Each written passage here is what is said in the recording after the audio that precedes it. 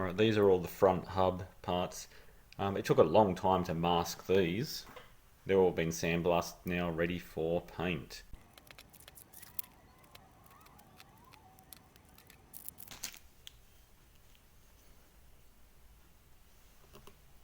In this video, we're going to get started on assembling the front wheel hubs.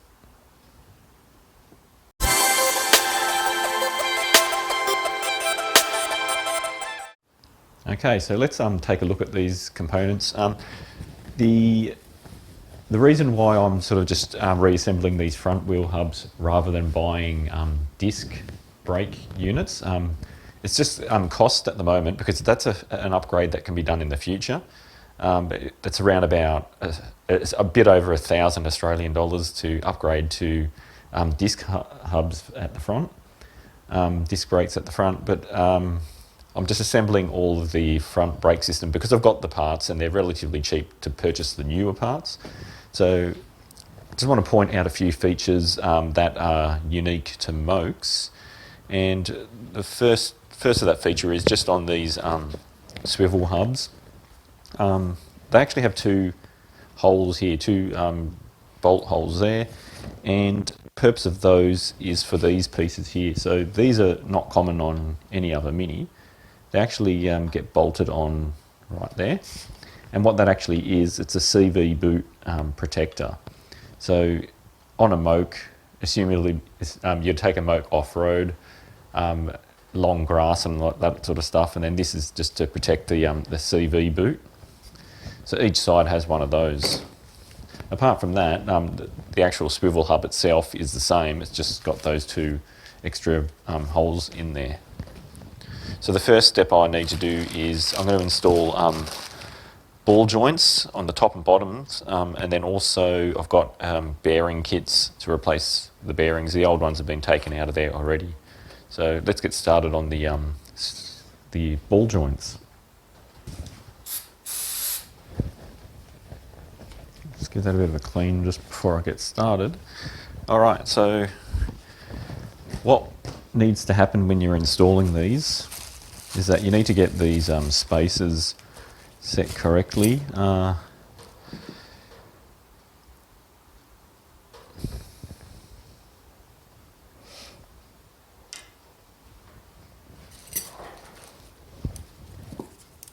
So it will probably need some spacers. Just place that piece on. So that's the locking tab. Also, that's where the nipple goes for like the grease nipple.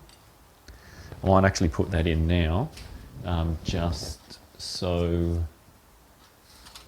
we have one in there. Of course, this kit did not come with any, but I've got heaps of these anyway.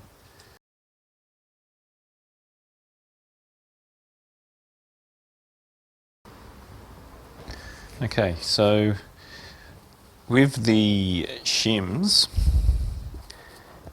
I'm just going to do this for the method of trial and error, just to see how they go, but I'll just sort these sort of shims into thickness. They're not actually written on, but you can get a general idea, and you can sort of feel straight away which ones are thick, which ones are thin. Alright, so I might just try just with the largest one at the moment, and I'll put that on. And then I'll just take the nut and spring washer off this ball joint, and also the rubber boot, because I don't need that on there right now. So I'll just show you just in case you don't know how that fits. So this ball joint sits on that little piece down the bottom and then pivots on there. So let's screw that down.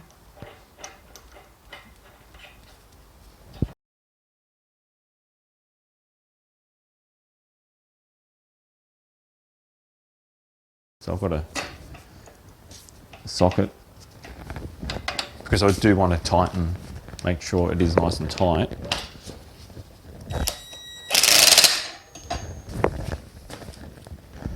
So at the moment I can't move that, that is stiff. So going to need more than just that large shim. So we'll try it with the next size down.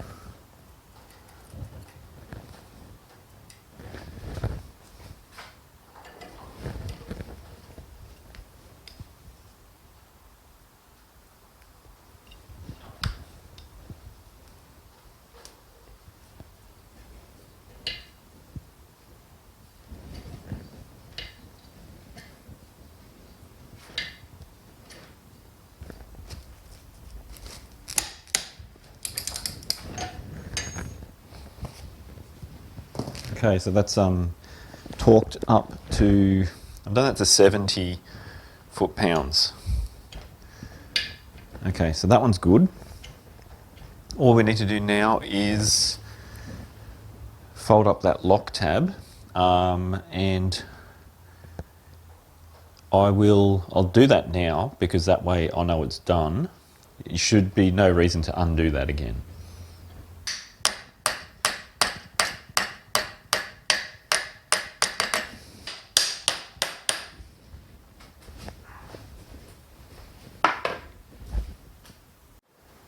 Okay, so I've flipped it over now. We're going to do the lower ball joint. It's pretty much the same as the top. The only difference is that there's this spring.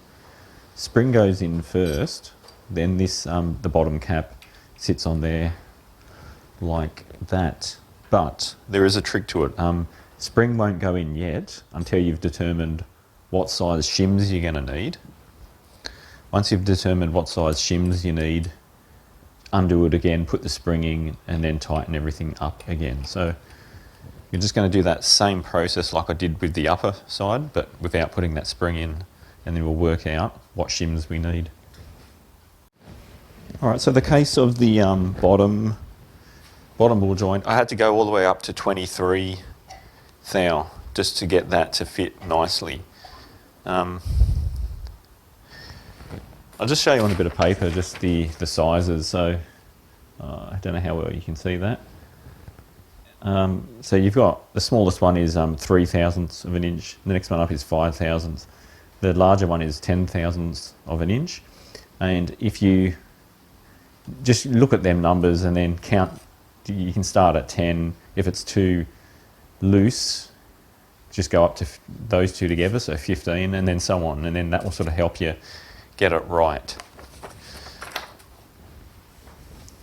Okay, so this is the right amount, so 23,000 on here. I just need to undo it all and then fit the little spring.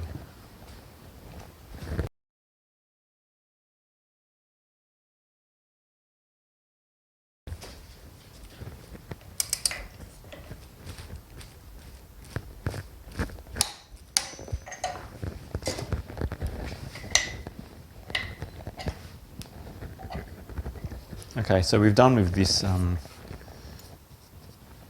this hub assembly now. So what I will do, I'll just add some more grease first of all. Yeah, I changed over that grease nipple that I had on there. It was actually blocked, and the grease isn't going through. It was just all piling up here. But this new one I fitted, you can sort of see that it's good, and you can see grease squeezing and oozing out the top there. So that means it is good.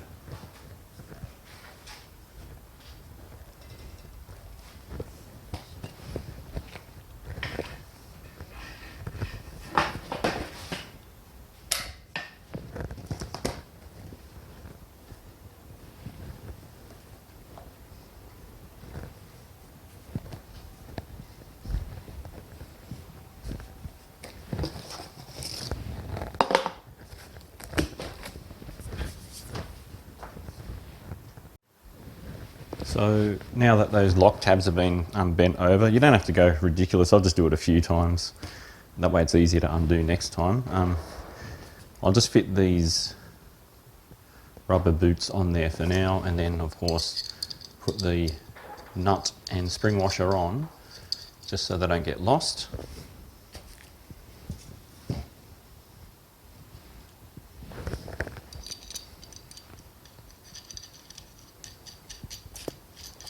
All right, so that one's done, and then save your shims because you probably might need them for the next time.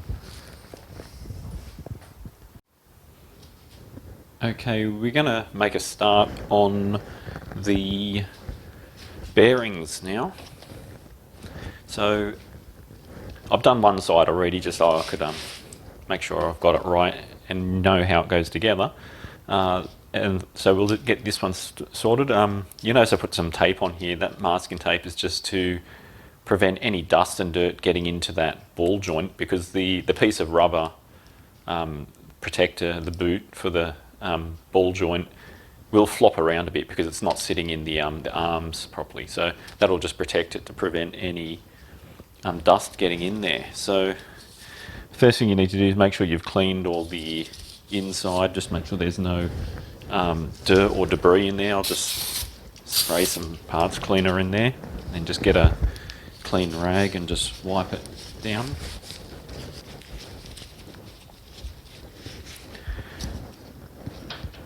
So the way I'm going to assemble this, I'm going to do the outer bearing first.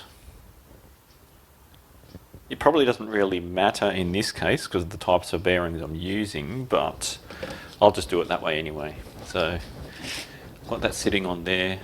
Just try and get it in the best position for you to see. And I'll just show you the kit. This is, it says Power Tune. I think it's just a generic brand. These aren't the high quality ones. These are just the standard. It comes with some grease. I'm not going to use that because I've got already a tube of high quality grease, so I'll use that instead. And these are good to save. If something goes wrong at the side of the road, you've got some grease, so put them aside. Okay. So the actual bearings and race, it uses two. One sits in the front, one goes from the other side. They're both identical, but they are obviously matched the way they machine those parts. And then you've got some seals. The one which is completely flat will go on the front. Then you have one which has a bit of a ridge that goes on the back, and then that piece of plastic sits on top of it there afterwards. It doesn't really click into place, but you have to remember just to put that on there after you've put all the CV joint into there. The other thing as well, there is a little spacer, and that obviously sits in between the two sets of bearings. So depending on the type of kit you get, you may not get a spacer. The bearings might have the built-in spacer, so it's like a little bit that sticks out the end, but this kit has that. So we'll do that one shortly. I'll leave the spacer in there for now. We only need to just start with one set at a time. So I'll just get this opened up first of all.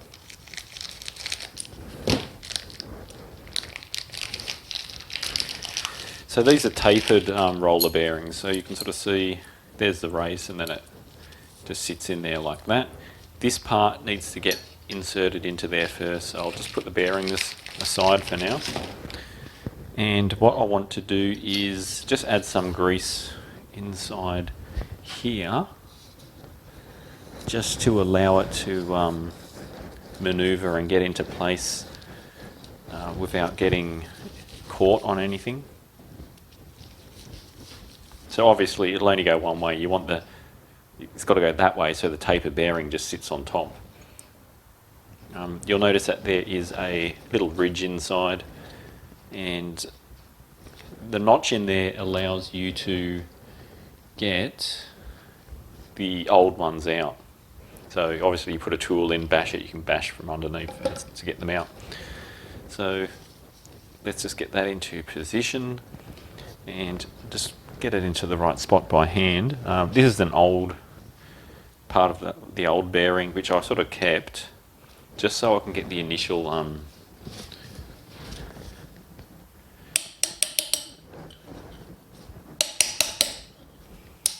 okay, when we get to that stage, don't go any further because you don't want that to get stuck in there. You can then use a punch to help you get it in there. You can buy kits to do this if you've got something the same shape, size as that, but a little bit smaller diameter. That would be useful too.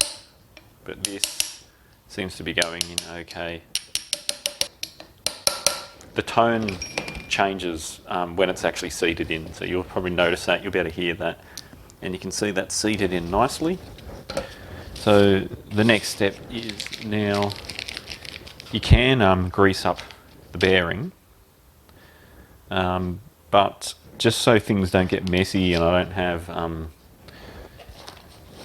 too much grease everywhere, and as long as you keep track of which one is the front and the rear, because they are sort of matched, it'll sit into there. I might actually get the other side in ready, so then that way I can just grease up both bearings at the same time.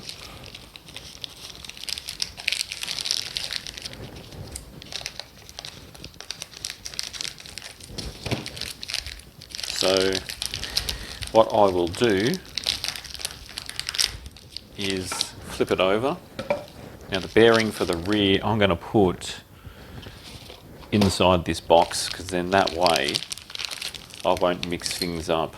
So the one inside the box is for the rear, but this is the race, or the actual main part of the bearing that it sits on, and I'll just grease up inside here to allow it to slide in a bit easier. This one's got to travel a greater distance to get in there, but it shouldn't be too bad. Just again, make sure you get it the right way up. The spacer is only slightly larger than the actual shaft of the rotor, that part there, so it doesn't have to sit anywhere now because it's just going to fall straight through, but once the bearings go in, it needs to be inserted. So I'm just going to use this old one just to get that started off.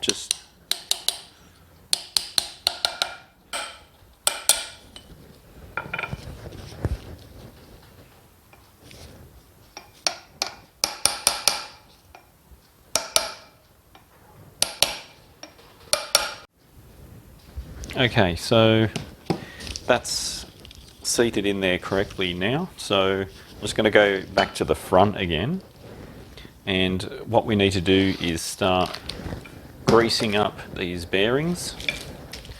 I'll get this spacer piece ready, because when I flip it over, that's when it will need to get inserted, because right now it'll just drop straight through.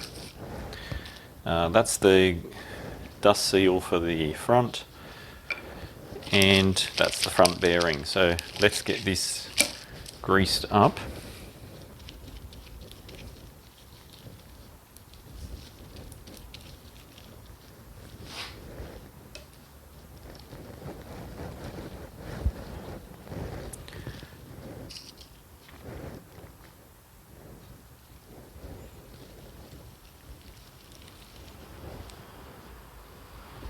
Okay, now I just need to place this seal over the top.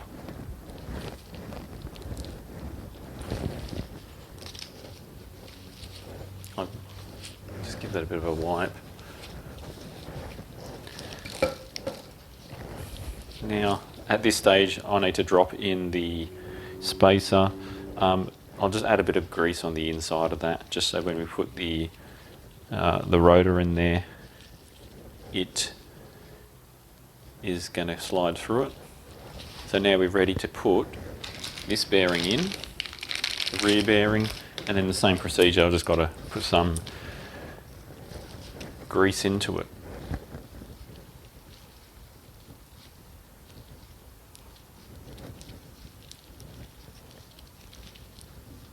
Okay, so that bearing's been greased up. Now I'll just drop that in. And then the next thing that needs to go on is the seal. I've just added some grease onto that seal. Just remember, the one that goes on the inside is the one that has that little lip on there. So I'll just press that into position.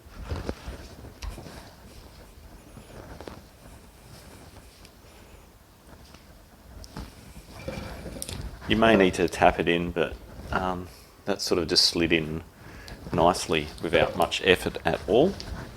And then the final thing that you need to put on is this seal, that'll just sit in there like that, but it will just loosely flit. It doesn't actually just clip in there, but that goes in, and then the CV joint slides into there.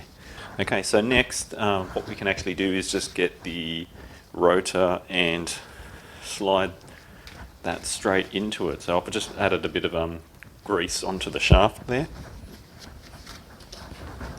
and then it will just slide straight in there. You may need to give it a bit of persuasion depending on how things are going,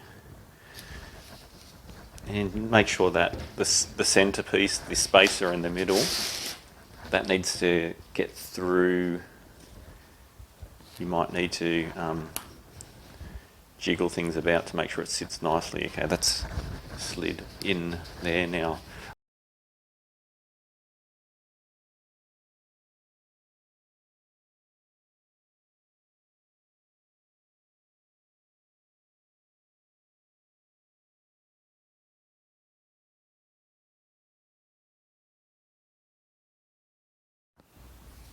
Well, hopefully you've been able to see how these go together. In the next video, I'll undo these again because obviously you ought to get the drum brake assembly placed on there first.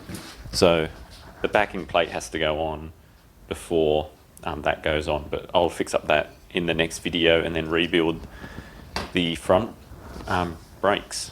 So I'll leave it there, and thanks for watching my videos.